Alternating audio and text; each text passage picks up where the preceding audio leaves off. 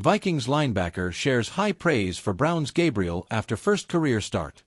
Cleveland Browns finally gave rookie quarterback Dillon Gabriel a chance to start, and one Minnesota Vikings linebacker was impressed with his play.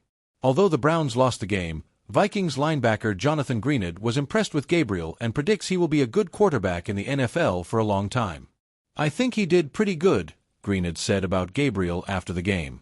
"Ultimately, he didn't do anything for them to lose the game, so I think that's the ultimate part. I'm pretty sure they told him, just take what they give you, don't create negative plays, don't try to do too much, don't be a hero." I think he did just that. "The kid has a really good arm," Greenid added. "I love lefties. I love the way they throw the ball. It's just weird. Since I was a kid. Big Michael Vick fan. Yeah man, he's going to be good.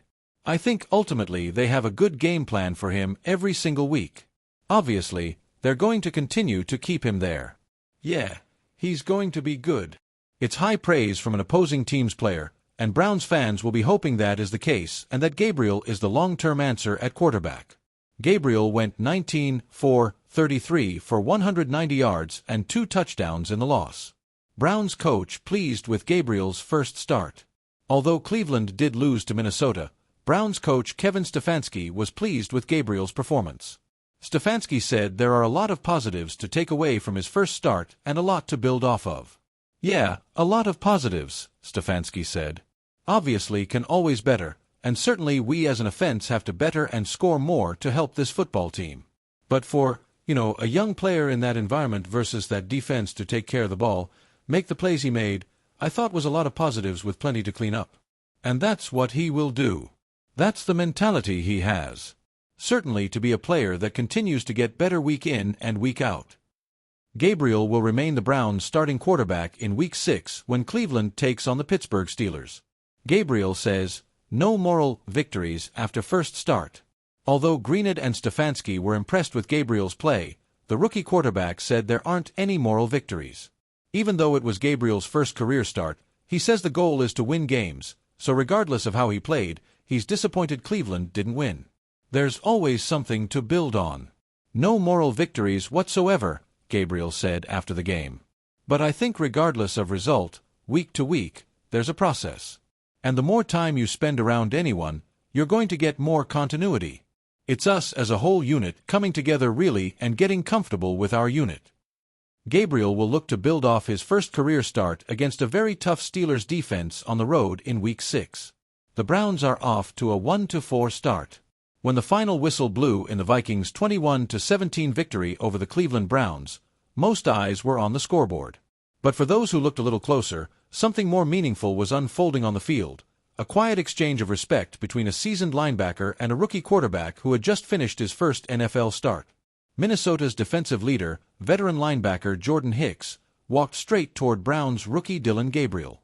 After a brief handshake and a few words that microphones didn't catch, Hicks smiled and nodded, the kind of gesture that says, "You belong here." Later, in the post-game press conference, Hicks made those sentiments clear for everyone to hear. "That kid can play," Hicks said. "You don't always say that about a guy in his first start. But Gabriel, he's got poise. He's got command. You could tell the moment wasn't too big for him. We threw a lot at him tonight, and he handled it better than some vets I've seen." Coming from a player like Hicks, who's seen just about everything in a decade-long NFL career, those words carry real weight. Gabriel's baptism by fire. For Dillon Gabriel, it was a night of both trial and revelation. The former Oklahoma standout stepped into an unforgiving situation, a road game against one of the NFC's better defenses, behind a Browns offensive line that had been shuffled due to injuries. The task: keep his composure, read complex coverages, and prove that he was ready to lead. It wasn't perfect. Gabriel finished with modest stats, 189 passing yards, 1 touchdown, 1 interception, but numbers only told half the story. What stood out was his demeanor. When the Vikings blitzed, Gabriel didn't panic. When he missed a throw, he came back sharper the next play. When he got sacked, he didn't hang his head. "You could see the confidence," said Browns head coach Kevin Stefanski after the game. "He's got a short memory, which is exactly what you want in a quarterback. He learns fast. He competes hard. The guys in that locker room respect that. That resilience didn't go unnoticed by the Vikings defense either. Respect earned, not given. Jordan Hicks wasn't the only one impressed. Minnesota's star pass rusher Danielle Hunter shared similar praise. "He didn't flinch," Hunter said. "We got to him a few times, but he kept stepping up in the pocket. That's rare for a rookie. Usually you can see it in their eyes. They start seeing ghosts after a few hits. But he stayed calm." Calm, that was the word of the night. Gabriel's performance reminded many of a young quarterback still learning to find his rhythm but already showing the mental toughness needed for longevity in the league. Even in defeat, he looked like a player the Browns could build around, something the team hasn't had consistent luck with in recent years. A glimpse into the future. What impressed analysts most wasn't Gabriel's arm strength or accuracy, though both were respectable. It was his command of the offense. On multiple occasions, he audibled at the line of scrimmage, recognizing mismatches and shifting protections. One of the game's highlights came late in the second quarter when Gabriel rolled out on a broken play and found Amari Cooper for a 27-yard strike on third down. The play extended a drive that ended in a touchdown, Gabriel's first career passing score. It wasn't flashy, but it was smart football. "You could tell he studies film," Hicks noted.